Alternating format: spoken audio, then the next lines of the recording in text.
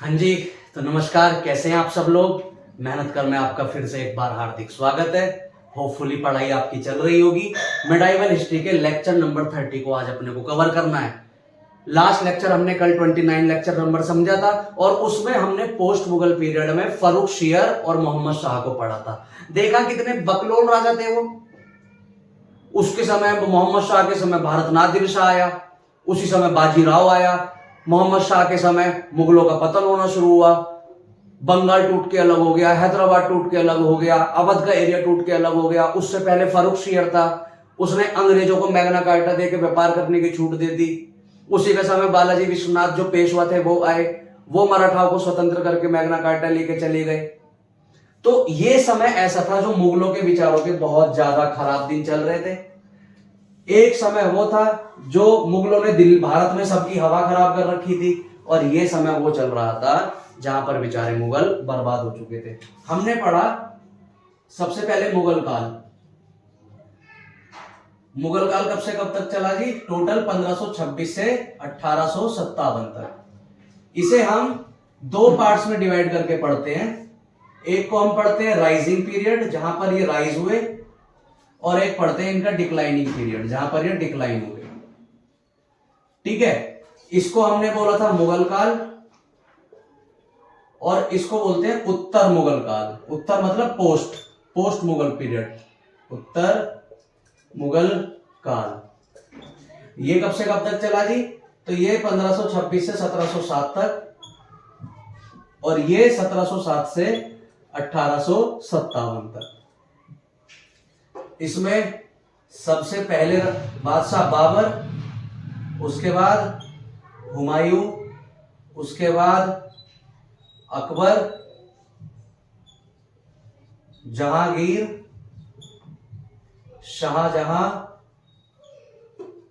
और औरंगजेब। इनके समय मुगल साम्राज्य बहुत आगे बढ़ा, जबकि इन्होंने डुबाया। सबसे पहला आया बहादुर शाह, उसके बाद जहांदार शाह, उसके बाद फर्रुख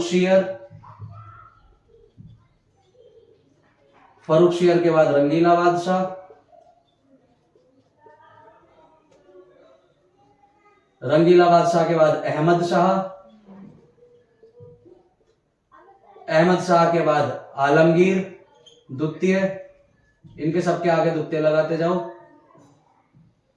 उसके बाद शाह आलम द्वितीय, इनको पढ़ना है आज। उसके बाद अकबर द्वितीय, और आखिरी इसमें आए हमारे, आखिरी हम नीचे लिख देते हैं, दिख रहा है आखिरी नीचे वाला बहादुर शाह जफर? देखूं मैं? हाँ, दिख जाएगा, दिख रहा है, ठीक है। तो लास्ट में आया, लास्ट बहादुर शाह द्वितीय, इसको बहादुर शाह जफर भी बोलते हैं। इन्होंने पूरी तरह मुगलों को डुबवाया। इतने बकलोल राजा थे। इनके बारे में देखो, हमने बहादुर शाह को पढ़ लिया। इसका नाम वैसे क्या था? मुअज्जम। इसको बोला गया शाहे बेखबर, क्योंकि इसको यही नहीं पता था कि जिस साम्राज्य के राजा, उस साम्राज्य का विस्तार कहां तक है। पूरे उत्तर मुगल काल में अगर सबसे ज्यादा उम्र का कोई बादशाह बना हो, बहादुर शाह प्रथम था, मुअज्जम। 63 साल की उम्र में गद्दी पर बैठा। उसके बाद जहांदार शाह, इसको आपने पढ़ ही लिया। भले ही गद्दी पर 1 साल रहा, लेकिन 1 साल में इसने फुल आतंक मचाया। लाल कुंवर के चक्कर में पागल होकर इसने उल्टे सीधे काम करे सारे। फिर फर्रुख शेर को क्या बोला जाता है? घृणित कायर। क्यों बोला जाता है? क्योंकि इसने सैयद बंधुओं की मदद से जहांदार शाह को मारा था और गद्दी पर बैठा था। फर्रुख शेर को चेचक हुआ जी। डॉक्टर हैमिल्टन आए इनका इलाज करने, और हैमिल्टन इनसे मैग्ना कार्टा लेके चले गए थे। और फर्रुख शेर ने सबसे पहले अंग्रेजों को लिखित रूप में बंगाल में व्यापार करने की छूट दे दी थी। यहां से सच में मुगल डूबने शुरू हो गए। साथ में फर्रुख शेर के समय मराठाओं से पेशवा बालाजी विश्वनाथ आए, और पेशवा बालाजी विश्वनाथ ने फर्रुख शेर को मजबूर किया कि वो एक मैग्ना कार्टा मराठा को भी दे। तो इसने मराठा को भी मैग्ना कार्टे बांट दिए। मैग्ना कार्टा बांटता था सबको कि जिसको जो लेना है लेके चले जाओ। उसके बाद आया रंगीला बादशाह। ये तो रंगीलियत इसको इतनी पसंद थी, दरबार में उघारे चला आता था, कैसे भी दरबार में आ जाया करता था। इसके समय सबसे पहले अटैक किया बाजीराव ने। 500 घुड़सवार लेके इसकी हालत खराब कर दी थी जी।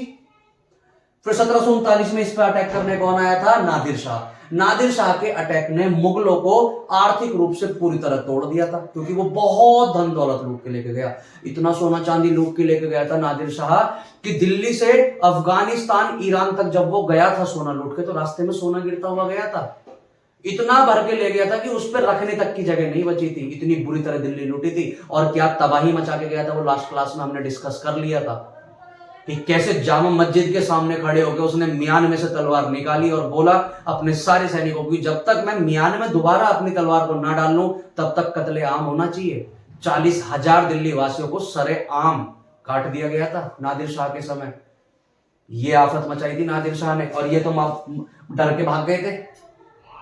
इसी के समय रंगीला बादशाह का, क्योंकि शासन इतना कमजोर हो गया था, इसी के समय सादत अली ने अवध को मुगलों से स्वतंत्र कर लिया। मराठे ऑलरेडी स्वतंत्र अपने आप को कर चुके थे, हैदराबाद को स्वतंत्र कर लिया और साथ में बंगाल को स्वतंत्र कर लिया। एक तो मुगलों का पैसा घट रहा था, विदेशी आक्रमण हो रहे थे, दूसरा मुगल का जो एम्पायर था वो बिखरता जा रहा था। और इसका हर जाना भुगता बेचारे अहमद शाह ने। अहमद शाह के समय मुगल इतने कमजोर हो चुके थे कि इन पे इतना पैसा भी नहीं बचा था कि ये अपने अधिकारियों को, मंत्रियों को 1 महीने की सैलरी तक दे सके। अहमद शाह के समय मुगलों की ऐसी दशा हो गई थी कि ये बेचारे अपने महलों का पुराना सामान बेच बेच के, बाबर की जूती बेच दी, नूरे जहां का लहंगा बेच दिया, उनको बेच बेच के ये अपने सैनिकों का वेतन वगैरह दिया करते थे। और अहमद शाह से इस चीज से परेशान होके इसी के वजीरों ने, इसी के अधिकारियों ने इसे पकड़ा और पकड़ के जेल में डाल दिया था। और अहमद शाह के समय भारत पे एक ईरान अफगानिस्तान के सबसे बहादुर सेनापति में से एक अहमद शाह अब्दाली भारत पर आक्रमण करता है और पूरे पंजाब को कंगाल करके ले जाता है। यहां तक हमने पढ़ लिया था। आज हमें पढ़ना शुरू करना है आलमगीर द्वितीय जी।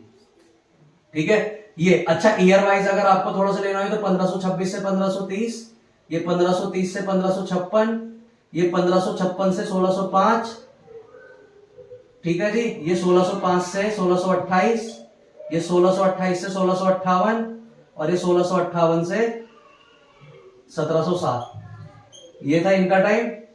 इसको ले लो बहादुर शाह को, ये 1707 से 1712, ये 1712 से 1713, ये तो सिर्फ एक ही साल रह पाया था। फिर ये रह पाया 13 से 19, ये 1719 से 1748, ये 1748 से 1754 और ये 1754 से ये 54 तक रह गया था। और फिर 54 से लेके 59 तक रहा ये। और सबसे लंबे मुगल काल के लिए अगर भारत का शासन किया तो 1759 से लेके उत्तर मुगल काल में, और 1817 तक गद्दी पर यही बैठा रहा था।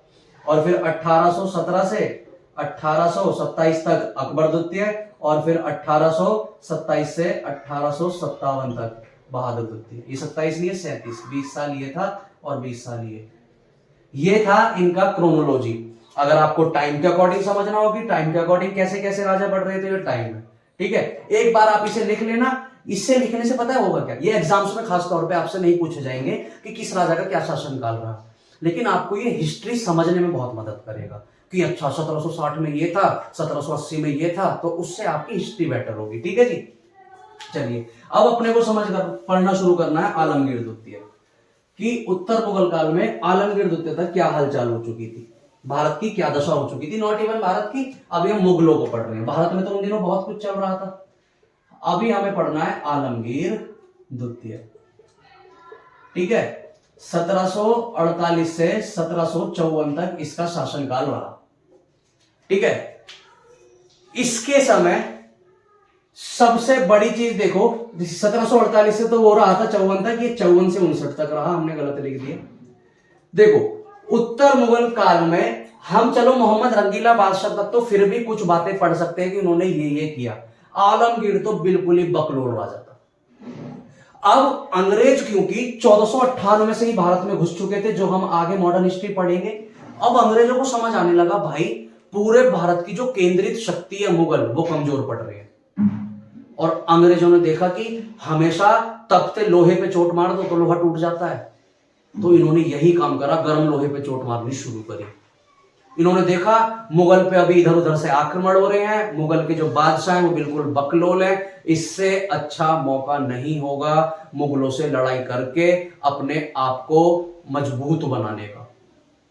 अंग्रेजों ने क्या किया, इसके शासनकाल में 1757 में एक युद्ध होता है जिसको हम बोलते हैं प्लासी का युद्ध। इतिहास में इस युद्ध की बहुत महत्वपूर्णता है, क्योंकि 1757 में जब अंग्रेजों ने देखा कि जो मुगले बादशाह आलमगीर द्वितीय अभी तख्त पर बैठा है वो बिल्कुल बकलोल है, कुछ नहीं पता उसे, ना वो लड़ सकता, कोई अगर उस पर आक्रमण करता है वो भाग जाता है, अपने आप को बचाने के लिए दूसरों से मदद मांग रहा है। वहां एक था औरंगजेब और अकबर, जो सामने वाले देख के पेंट गिली हो जाया करती थी सामने वाले की। अकबर ने अपने टाइम में ऐसा रौब जमाया, औरंगजेब ने ऐसा रौब जमाया। यहां ये इन पे कोई अटैक करता था तो औरों के सामने जाके भीख मांग रहे थे कि भैया हमें बचा लो, हम पे अटैक हो गया। और सबसे ज्यादा आलमगीर द्वितीय अगर मदद मांगता था तो कभी अंग्रेजों की, तो अगर अंग्रेजों से लड़ना होता तो मराठाओं से जाके मदद मांगने लगता था, मराठाओं से लड़ना होता तो जाके अंग्रेजों से मदद मांगने लगता था। अंग्रेज इस चीज को भाप गए कि आलमगीर द्वितीय बहुत ही कमजोर है, और 1757 में उन्होंने एक युद्ध करा, प्लासी का युद्ध। प्लासी एक जगह पड़ती है बंगाल में। कहां पड़ती है? बंगाल में। बंगाल में एक नदी है हुगली नदी, हुगली नदी के पास ये जगह है प्लासी। प्लासी में अंग्रेज, गोरे लोग, फिरंगी लोग, अंग्रेजों का युद्ध हुआ मुगलों से, ठीक है जी। और इस प्लासी के युद्ध में अंग्रेज जीत गए, और जैसे ही 1757 के प्लासी का युद्ध अंग्रेज जीते, इन्होंने डायरेक्ट युद्ध जीतने के बाद आलमगीर द्वितीय से एक संधि करी कि आज के बाद बंगाल स्वतंत्र हमारा। तो प्लासी के युद्ध के बाद से बंगाल पर पूरी तरीके से अंग्रेजों ने अपना कंट्रोल कर लिया था। और बंगाल पर ही क्यों करा? क्योंकि उस समय भारत की आर्थिक राजधानी बंगाल थी। जैसे आज मुंबई है, आज भारत में सबसे ज्यादा पैसा कौन सा राज्य कमा लेता है जी? महाराष्ट्र, क्योंकि वहां पर हमारा पूरा बॉलीवुड बैठा है, ठीक है। तो हमारी इकोनॉमिकल कैपिटल कौन सी है आज? तो हमारी इकोनॉमिक कैपिटल है महाराष्ट्र। तो उस समय इकोनॉमिक कैपिटल होती थी हमारी बंगाल, और बंगाल पे अंग्रेज जानते थे, क्योंकि बंगाल एक ऐसी जगह थी, एक ऐसा राज्य था, एक ऐसी रियासत थी जो समुद्री सीमा बनाता है, वहां से व्यापार बड़ी आसानी से कर सकते थे अंग्रेज। तो अंग्रेजों को लगा कि एक बार अगर बंगाल हमारे हाथ में आ गया तो हमारी बल्ले बल्ले। तो वो क्या कर लेते हैं जी, प्लासी के युद्ध में अंग्रेज आलमगीर द्वितीय से बंगाल को लेकर चले जाते हैं, ठीक है, समझे। अब देखो उस समय बंगाल में कौन बैठा होता है, आपको ये पता होना चाहिए। उस समय बंगाल में बैठा होता है सिराजुद्दौला। कौन बैठा होता है? सिराजुद्दौला। जिस समय अटैक करते हैं कौन बैठा होता है जी? सिराजुद्दौला। तो बंगाल में अंग्रेज जाके सिराजुद्दौला से लड़ते हैं और इसको भगा देते हैं, ठीक है। अब सिराजुद्दौला की जगह अगला जो बंगाल का शासक ये बिठाते हैं उसका नाम होता है मीर कासिम। अंग्रेज सिराजुद्दौला को हटा देते हैं और प्लासी जीतने के बाद बंगाल पर बिठा देते हैं मीर कासिम को, इस शर्त पर कि मीर कासिम सारी की सारी अंग्रेजों की बात मानेगा। तो मीर कासिम बंगाल की गद्दी पर बैठ जाता है। अब जब बंगाल की गद्दी पर मीर कासिम बैठ जाता है तो एक दिन पता नहीं क्या होता है अंग्रेजों को, अंग्रेज बोलते हैं भगाओ इसे, काम नहीं सुन रहा है हमारे, हमने इसे गद्दी पर बैठाया था कि हमारी शासन में सहायता करेगा, उल्टे सीधे काम करवाने में, लुटेरों में, नोचने में, खींचने में, भारत को लूटने में हमारी मदद करेगा, लेकिन ये तो शासन में हमारे अड़ंगा लगा रहा है। तो उन्होंने मीर कासिम को हटाया और मीर कासिम की जगह इसके ही भाई मीर जाफर को गद्दी पर बैठा दिया। किसको गद्दी पर बैठा दिया जी? मीर जाफर को। तो अभी हम इसको आगे कंटिन्यू करेंगे, लेकिन आप याद रखना, अगर अंग्रेजों ने प्लासी के युद्ध से बंगाल को सबसे पहले अपने नेतृत्व में लिया तो उस समय भारत का बादशाह कौन था? आलमगीर द्वितीय। और इसने कोई खास बड़ा काम नहीं किया, ठीक है। आलमगीर द्वितीय का शासनकाल बड़ा छोटा रहा, कुल 6 साल 7 साल, 5 साल हुए, 5 साल ही। इसके बाद भारत में आलमगीर द्वितीय को हटाया गया और अगला मुगल बादशाह आया शाह आलम द्वितीय। इसके समय सिर्फ हमें एक चीज बड़ी याद रखनी है कि इसके समय प्लासी का युद्ध हुआ। अब देखो अगला राजा कौन आया? शाह आलम द्वितीय। शाह आलम द्वितीय। मुगल काल में, पोस्ट मुगल काल में अगर सबसे लंबा पीरियड था तो इसी का था 17, वो कब तक रहा, वो रहा था 1748 से, देखो 54 से 59 तक रहा, तो ये 1759 से 1817 तक भारत की गद्दी पर बैठा। देख रहे हैं आप कितना लंबा शासन काल है, 41 साल ये और 17 साल ये, 48 साल। अरे कहां 48 साल, ये हो गए 41 साल और आगे और के और 17 साल हैं, तो 41 और 17 हो गए आपके 40, 17, 57 और 1 58, 58 साल भारत की गद्दी पर ये बैठा। ठीक है जी। अब देखो जब शाह आलम द्वितीय गद्दी पर बैठता है तो इसके समय दो बड़े कांड हो जाते हैं जी, दो बहुत बड़े कांड होते हैं इसके समय। इसके बड़े जो कांड होते हैं वो हमें याद रखना है। एक भारत में 1761 का पानीपत का तीसरा युद्ध, पानीपत का तीसरा युद्ध होता है, और एक इसके शासनकाल में 1764 का बक्सर का युद्ध।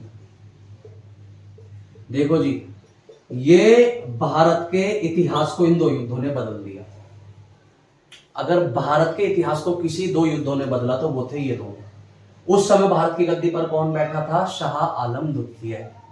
अब देखो 1761 में पानीपत के युद्ध के कारण समझो, पानीपत का युद्ध क्यों हुआ,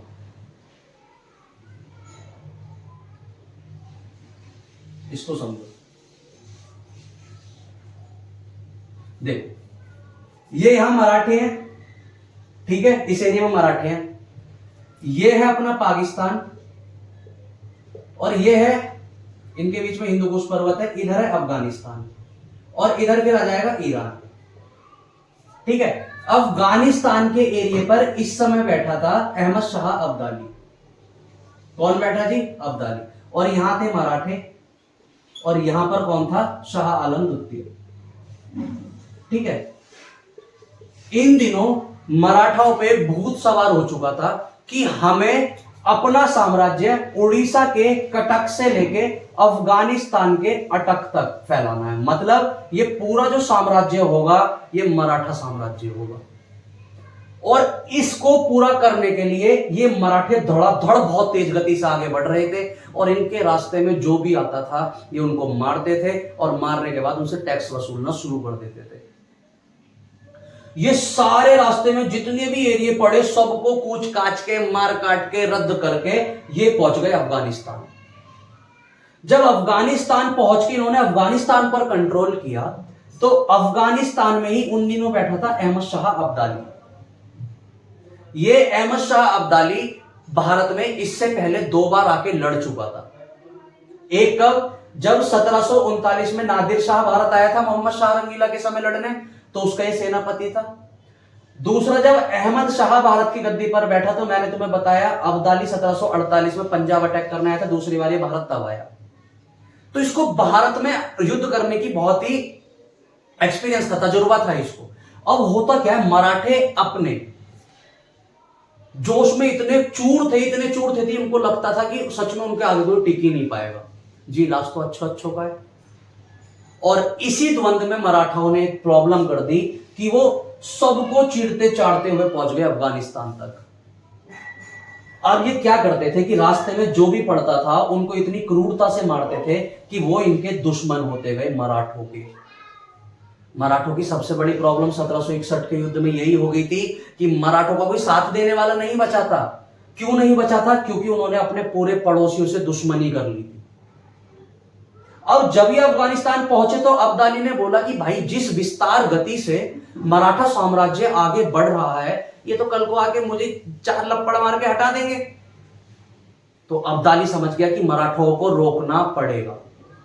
उस समय अंग्रेजों की भारत में हवा खराब हो रखी थी मराठाओं को देख के, कि उनको लग रहा था कि अगर मराठाओं को नहीं रोका गया तो आने वाले समय में भारत पर अंग्रेज शासन ना करके मराठे करते। बस मराठे रह गए किस चक्कर में, पानीपत के तीसरे युद्ध में। अगर पानीपत के तीसरे युद्ध में मराठाओं की हार ना होती, अहमद शाह अब्दाली आके अगर मराठाओं को ना मारता, तो उसके बाद भारत पर अंग्रेजों का वर्चस्व ना होकर मराठाओं का होता। ये वही शिवाजी के वंशज, शाहू जी के, संभाजी के वंशज होगा। जब ये बात पता चली अब्दाली को, अब हम आगे समझते हैं कि भाई अपने पे ही अटैक कर रहे हैं मराठे और ये बहुत तेज गति से आगे बढ़ रहे हैं। मराठाओं के सामने सबसे बड़ी पता इन्होंने एक गलती ये करी कि आप जब बहुत तेज गति से किसी को जाके मारते हैं, तो जब आपने वहां पे जाके लोगों को मारा तो वहां की जो जनता है वो आपके विरुद्ध खड़ी होगी, वो आपके विरुद्ध आवाज उठाएगी, वो आपके शासन को कबूल नहीं करेगी। क्यों करेगी जी? आपने आके हमारे राजा महाराजाओं को मारा, हम आपको अपना राजा नहीं मानते।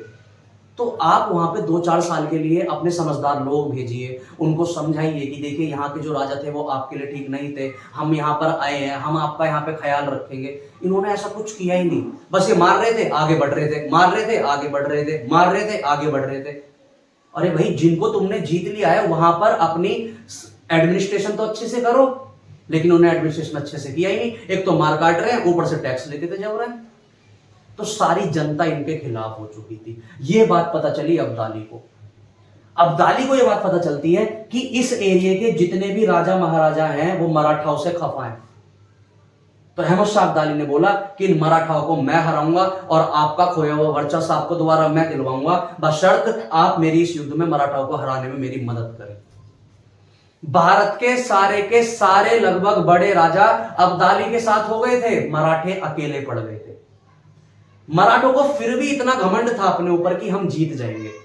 कई बार हम अपने घमंड में इतने ज्यादा चूर हो जाते हैं कि हम सामने वाले की शक्तियों को ही बिल्कुल नकार देते हैं, और इसका सबक तो बड़ा होना ही था। 1561 में एक पानीपत का युद्ध होता है हरियाणा में। हरियाणा में एक जगह है पानीपत। इस पानीपत के युद्ध में इधर से आया है अहमद शाह अब्दाली, इधर से जाते हैं मराठे। अब एक बात बताइए, आप दक्षिण भारत को छोड़कर उत्तर भारत में आए हैं, आप बहुत बड़ी आर्मी लेके यहां पर आए हैं, और ऐसा तो है नहीं युद्ध एक दिन में हो जाएगा, पहले युद्ध महीनों महीनों चलते थे। आप इतना राशन पानी लेके नहीं आए। भाई सेना अगर यहां पर लड़ेगी तो पहले युद्ध ऐसे होते थे कि शाम तक युद्ध हो जाया करते थे, और फिर उसके बाद रात को सारे सैनिक अपने आराम से सोया करते थे, अगले दिन फिर सुबह से युद्ध हो जाया करता, युद्ध शुरू हुआ करता था, पहले ऐसा होता था। तो शाम को जब सारे सैनिक वापस लौट के खाना खाएंगे तो वो तो आपके अपने साम्राज्य से बहुत दूर है, तो उनका खाना सप्लाई भी बराबर होना चाहिए। मराठाओं को पहले लगता था कि आसपास के जितने भी राजपूत राजा हैं वो हमारी मदद कर देंगे। मराठी ये भूल गए थे कि वो सारे राजपूतों को बहुत ज्यादा खफा कर चुके थे अपनी विस्तार नीति के कारण, और इसका फायदा अहमद शाह अब्दाली आया। अहमद शाह अब्दाली ने इनकी राशन पानी की चेन को तोड़ दिया। पानीपत के तीसरे युद्ध में कितने सैनिकों तो मराठाओं के भूखे मरे हैं, क्योंकि फूड सप्लाई चेन को बिल्कुल अब्दाली ने काट दिया, और ऊपर से जो इधर से इसकी आर्मी आई थी अफगानिस्तान से अब्दाली की, सारे राजाओं ने उसको सपोर्ट किया। क्यों? अब्दाली ने उनसे एक वादा किया था कि अगर आप मुझे जिता देंगे तो आपका खोया हुआ वर्चस्व, आपका खोया हुआ समाज जो मराठा अपने कंट्रोल में कर चुके हैं, हम दोबारा आपको दिला देंगे। और फाइनली इस युद्ध में, पानीपत के तीसरे युद्ध में, अब्दाली की जीत हो जाती है जी। अब्दाली की जीत का मतलब मराठाओं का पतन। मराठाओं का क्या हो जाता है जी? पतन। इस युद्ध को हम आगे जब अभी मराठा साम्राज्य पढ़ेंगे तो हम बहुत डिटेल में पढ़ेंगे। अभी हमारा मोटिव है शाह आलम को पढ़ना, इसलिए मैंने शॉर्ट में समझा दिया है। आगे हम सबके बारे में पढ़ेंगे, माधवराव शिंदे के बारे में टेंशन काहे को ले रहे हो, वहां डिटेल में पढ़ेंगे जब मराठा साम्राज्यों को पढ़ेंगे। यहां सिर्फ इतना समझिए कि जिस समय भारत की गद्दी पर शाह आलम द्वितीय बैठा था, उस समय 1761 में भारत में एक बहुत ही डिसाइडिंग वॉर हुआ, जिसको 1761 में हम पानीपत के तीसरे युद्ध के नाम से जानते हैं। इस युद्ध में मराठे अहमद शाह अब्दाली से हारे और वो अपने पतन की तरफ बढ़ चले। मुगल ऑलरेडी अपने पतन की तरफ जा ही रहे थे, इवन जा चुके थे, और इस समय तीसरी शक्ति जो भारत में उदय हुई वो थे अंग्रेज। कौन थे जी? अंग्रेज। तो मराठाओं के पतन का कारण था पानीपत का तीसरा युद्ध। अब देखो, ये बात पता चली अंग्रेजों को कि 1761 के पानीपत के तीसरे युद्ध में मराठा हो चुके हैं खत्म। अब अंग्रेजों ने सोचा भाई कि अभी आग बहुत ताजी है, इसमें घी अभी डालो, लोहा गर्म है, चोट अभी मारो। मराठाओं की नींव हिली पड़ी है, उनका अभी जो भरोसा है, अपने ऊपर जो कॉन्फिडेंस है, वो लैक हो चुका है। क्यों? क्योंकि अहमद शाह अब्दाली उन्हें मार के गया है, उधर मुगल तो बर्बाद है। 1761 से इतने आता है 1764, जस्ट 3 साल बाद अंग्रेजों ने भारत पर एक बहुत बड़ा आक्रमण करा, जिसको हम जानते हैं बक्सर के युद्ध के नाम से, बक्सर का युद्ध। किस नाम से जानते हैं जी? बक्सर का युद्ध। अब देखो इस युद्ध के क्या कारण थे, आप ये समझो।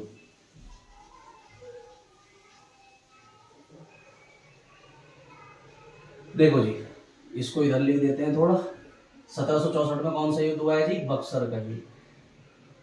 बक्सर कहां पड़ता है जगह? बिहार में पड़ती है, ध्यान रखना। ठीक है, देखो ये है बंगाल। बंगाल में बैठा है मीर जाफर। ठीक है, मीर जाफर को आती है, अंग्रेज आते हैं और मीर जाफर को मार काट के, हटो यहां से, चल, दो चार उसमें लपड़ लगा के मीर जाफर को बंगाल से भगा देते हैं। अब मीर जाफर कहता है यार ये तो अपनी इज्जत पे यार इन्होंने लांछन लगा दिया, मैं बंगाल का सूबेदार, मैं बंगाल का राजा, और अंग्रेजों ने मुझे दो चप्पल मार के मेरे तख्त पे से उतार दिया। अब बेचारा मीर जाफर अकेला था, अंग्रेजों की टक्कर ले नहीं सकता था। तो इसका एक दोस्त था बराबर में, यही बंगाल से आओगे यूपी पड़ेगा, यूपी में लखनऊ वाला एरिया, अवध वाला एरिया, वहां पर बैठे थे सादत अली। कौन बैठे थे? सादत अली कह रहा हूं, शुजाउद्दौला। बंगाल अवध पे उन दिनों बैठे थे शुजाउद्दौला। कौन बैठे थे जी? शुजाउद्दौला। शुजाउद्दौला की और मीर जाफर की आपस में दोस्ती थी जी। तो मीर जाफर रोता रोता आया शुजाउद्दौला के पास कि यार, उन्होंने बोला हाँ बता मीर जाफर क्या हुआ? कि यार अंग्रेज आए और अपने को मार के हटा दिया उन्होंने। तो शुजाउद्दौला ने बता क्या करना है कि हम दोनों मिलकर लड़ते हैं और अंग्रेजों को मारते हैं, इन्हें भगाते हैं और भारत पे हम कंट्रोल करेंगे। शुजाउद्दौला ने बोला यार हो सकता है कि आज तेरा बंगाल छीना है, कल को आके मुझे ही पीट दे, तो इससे पहले उनका इलाज करेंगे। तो हम दोनों मिलकर इलाज नहीं करते, एक काम करते हैं कि दिल्ली चलते हैं। कहां चलते हैं? दिल्ली। दिल्ली में उन दिनों कौन बैठा था? ये शाह आलम द्वितीय। कौन बैठा था? शाह आलम द्वितीय।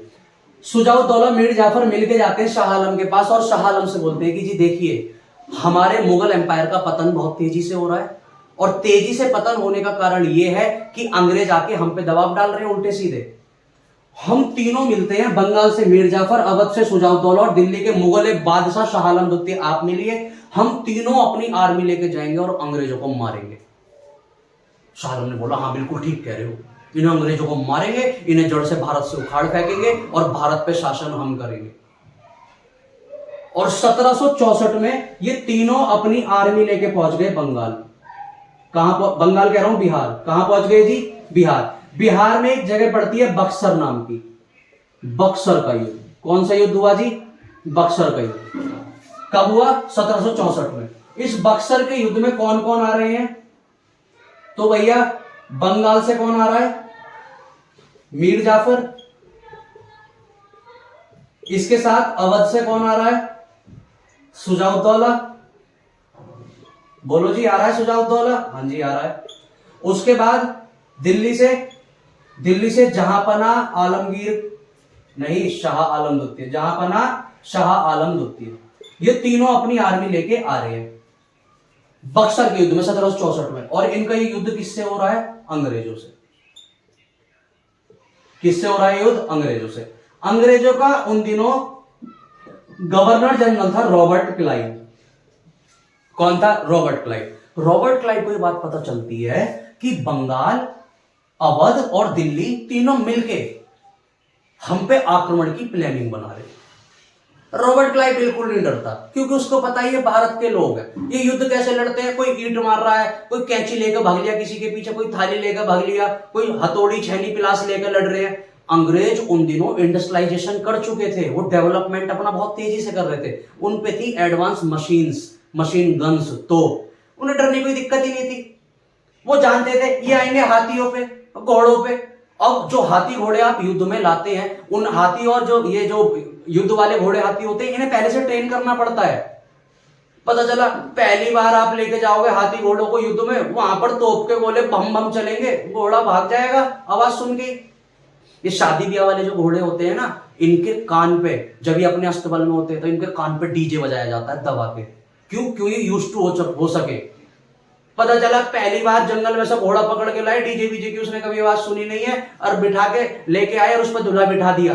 और जैसे ही दूल्हा बैठा, सज धज के, मेकअप करके, शेरवानी पहन के, आपने डीजे बजा दिया, घोड़े को समझ नहीं आया, दूल्हे को छोड़ा, भाग गया, बोलेगा जी तेरी शादी है, तू अपनी दुल्हन खुद लेके आ।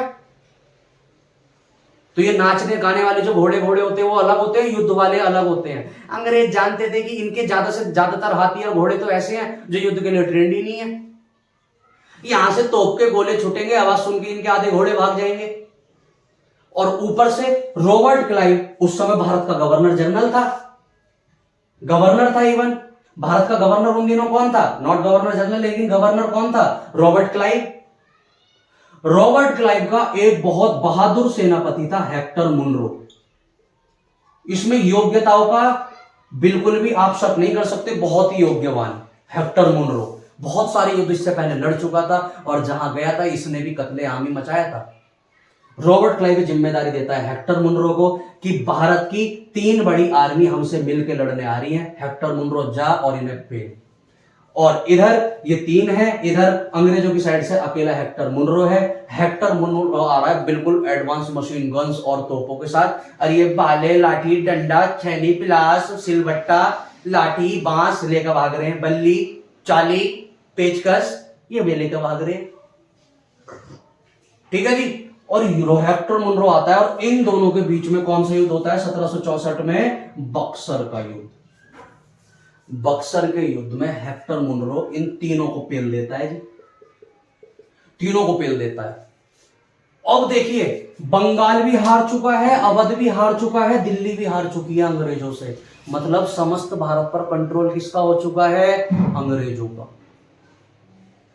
क्योंकि 1761 में मराठे तो ऑलरेडी बर्बाद हो चुके हैं और 1764 में बक्सर का युद्ध होता है। और बक्सर के युद्ध से कहने के लिए हम भले ही बोल दें कि उसके बाद अंग्रेजों ने 2 मुगल बादशाह और बैठाए तख्त पर, लेकिन बक्सर के युद्ध के बाद से पूरी तरह अगर भारत को कोई चलाने लगे थे तो वो थे अंग्रेज।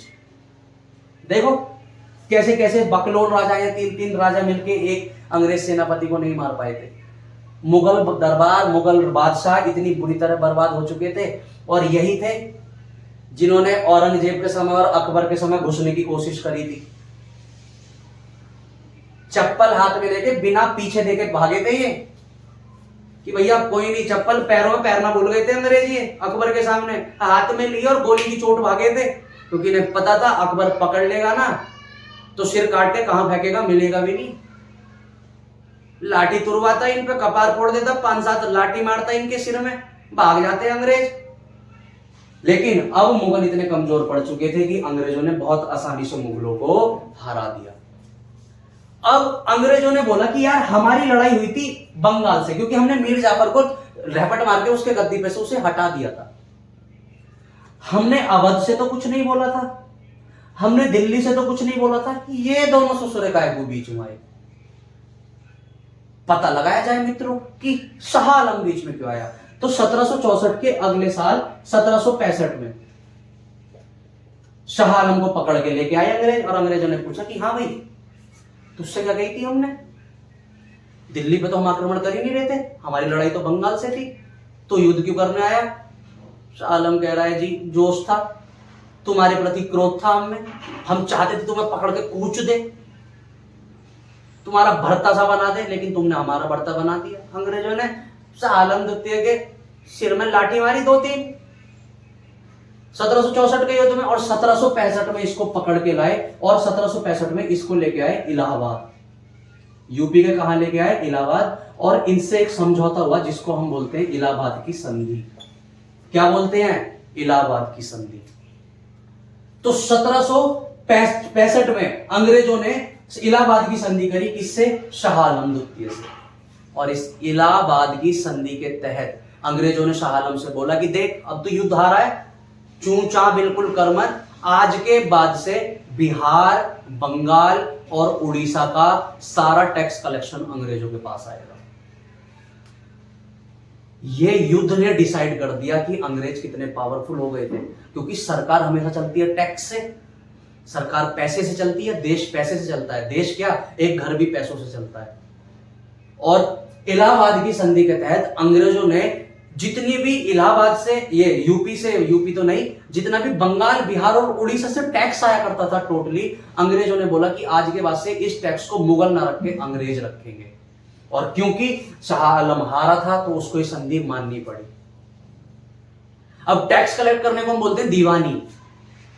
क्या बोलते हैं जी? दीवानी। अब वो वाले नहीं, तेरी दीवानी नहीं, वहां मत जाया करो, उसमें तो बर्बाद है भाई इंसान। क्लियर बता रहे हैं हम। जीवन किसी को बर्बाद करना है तो प्रेम का नशा चढ़ा लो, और उसके बाद देखो बिल्कुल नियोजित तरीके से बर्बाद हो गए, प्लान्ड तरीके से बिल्कुल, और आपको पता भी नहीं चलेगा।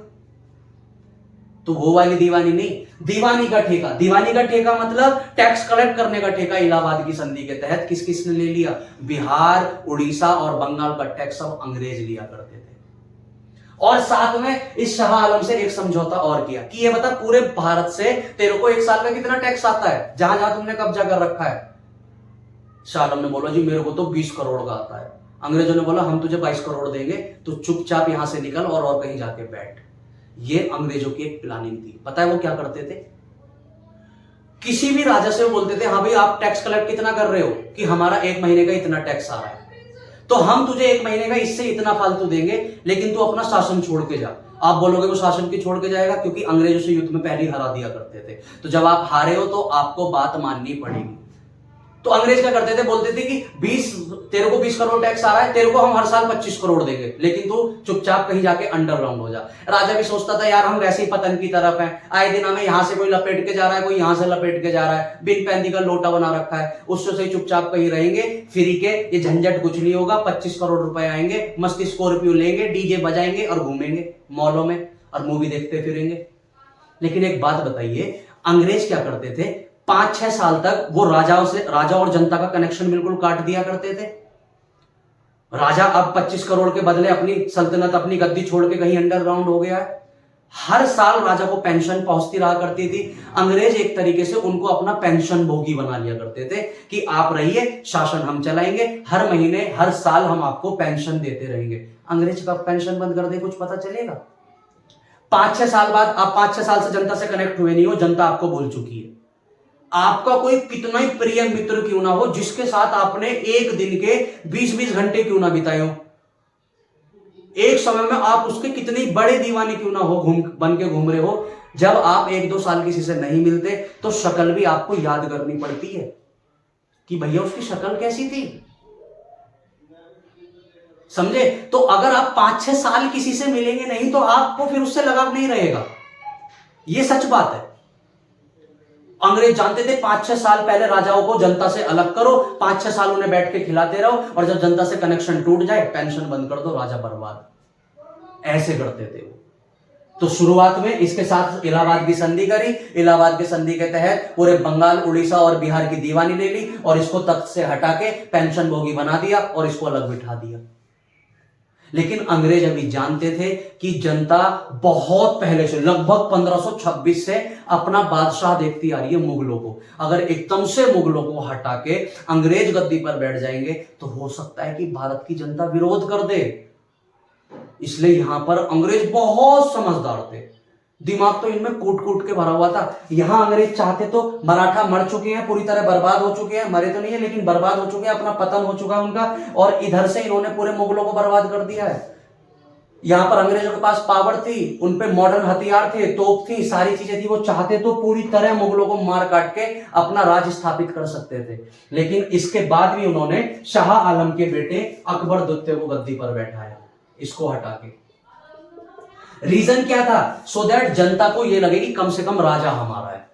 लेकिन यह सिर्फ कहने के लिए बैठा था जी, इसको पूरी तरह कंट्रोल अंग्रेज करते थे। तो कई बार इतिहास में क्वेश्चन पूछा जाता है कि अंग्रेजों द्वारा बनाया गया सबसे पहला पेंशन भोगी बादशाह कौन था? तो अकबर द्वितीय। लेकिन अकबर सबसे, अगर क्वेश्चन ये पूछा जाए कि सबसे पहले अंग्रेजों ने पेंशन देना किसे शुरू किया, तो वो था शाह आलम द्वितीय। शाह आलम को अंग्रेजों ने बादशाह नहीं बनाया था, लेकिन अकबर द्वितीय को अंग्रेजों ने ही बादशाह बनाया था। ठीक है, अब देखो इसके बारे में समझो, इसके बारे में थोड़ा सा समझो।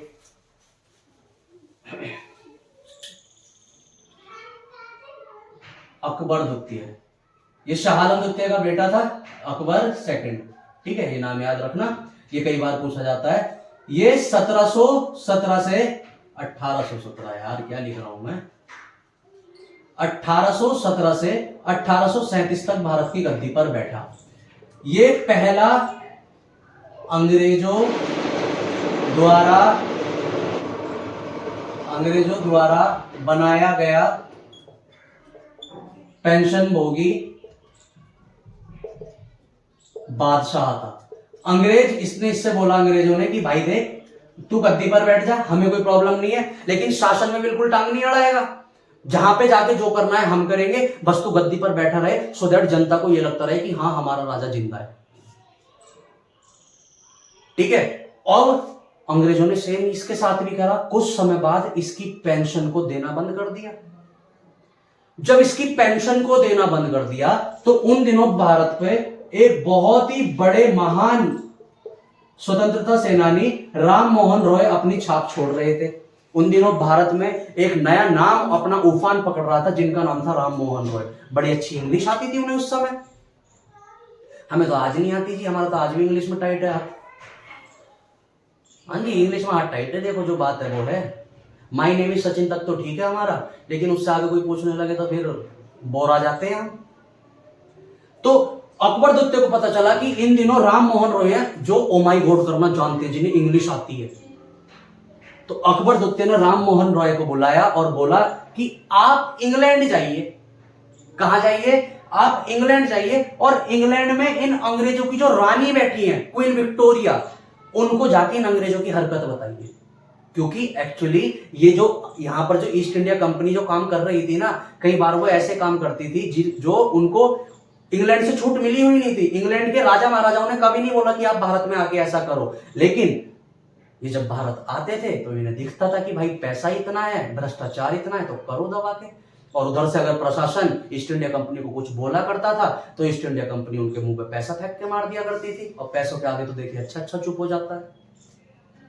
तो राम मोहन रॉय गए इंग्लैंड में क्वीन विक्टोरिया के पास, और क्वीन विक्टोरिया के पास जाकर उन्होंने बोला कि आप यहां से कैसे गवर्नर भेज रहे हैं भारत में?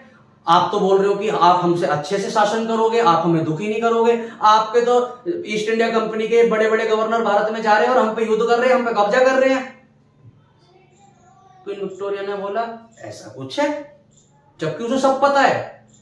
उन्होंने बोला हाँ, वो हमारे मुगल बादशाह को बोलते हैं आप गद्दी पर बैठो, हम आपको पेंशन देंगे, और कुछ समय बाद पेंशन नहीं देते। अभी मैं आपके सामने इसलिए आया हूं क्योंकि अकबर द्वितीय जो भारत के मुगले बादशाह हैं उनको पेंशन नहीं दे रहे हैं अंग्रेज लोग। तो क्वीन विक्टोरिया ने बोला कि आई विल सी। अब राजा राम मोहन रॉय बेचारे ब्रिटेन में यूके गए थे, अकबर द्वितीय द्वारा भेजे गए थे, और बेचारे वहीं पर उनके सिर में चोट लगी। और सिर में चोट लगने से एक बीमारी होती है मेनिंजाइटिस। जब हम बायोलॉजी की क्लास चल रही है ना, वहां पे हम जब नर्वस सिस्टम पढ़ाऊंगा मैं, तो वहां पे आपको पढ़ाऊंगा। इनको मेनिंजाइटिस हो गया, इनके राजा राम मोहन रॉय के सिर में चोट लग गई थी और इनकी वहीं पर डेथ हो गई थी। तो इससे पहले इनका नाम था राम मोहन रॉय। अकबर द्वितीय ने इनको एक टाइटल दिया था राजा का। किसका टाइटल दिया था? राजा का। जब से इनका नाम हो गया राजा राम मोहन रॉय। ये 2-3 बार पूछा जा चुका है अभी रिसेंटली ईयर्स में कि राम मोहन रॉय को राजा का टाइटल किसने दिया था? पोस्ट मुगल काल के अकबर द्वितीय ने। ठीक है जी। और जब इसका भी कार्यकाल 1837 में पूरा हुआ तो इसको हटा दिया, और आखिरी बादशाह अब आया बहादुर शाह द्वितीय। कौन आया? बहादुर शाह द्वितीय। ये भारत की गद्दी पर 1837 से 1857 तक बैठा, बहादुर शाह द्वितीय। ठीक है, इसके बारे में नेक्स्ट क्लास में पढ़ लेंगे। यहां पर 1857 की क्रांति होगी। इसी को हम बहादुर शाह जफर के नाम से जानते हैं, क्योंकि जफर नाम की पत्रिका लिखा करता था। इसे लिखने का बड़ा शौक था। देख रहे हो, सारे ऐसे उल्टे सीधे राजा हैं पूरे पोस्ट मुगल काल में। कोई आया ऐसा जिसने अपनी राजधानी बनाई हो, जिसने जाके युद्ध लड़े हो, जिसने जाके बड़ी बड़ी मीनारें बनाई हो, अपना सिक्का चलवाया हो, अपना खुतबा पढ़वाया हो? कुछ नहीं करा। और वो एक मुगल बादशाह थे, औरंगजेब हवा खराब कर दी थी सबकी। लेकिन यहां पर मामला खराब रहा। ठीक है, तो बहादुर शाह सेकंड या बहादुर शाह जफर, इसी को हम बोलते हैं। इसको हम नेक्स्ट क्लास में पढ़ लेंगे। आज हमने 3 राजा पढ़े, आलमगीर द्वितीय, शाह आलम द्वितीय और अकबर द्वितीय। इनके बारे में छोटी छोटी बातें याद रखना, यहीं से घुमा फिरा के क्वेश्चंस आते हैं। ठीक है जी, चलिए, थैंक यू।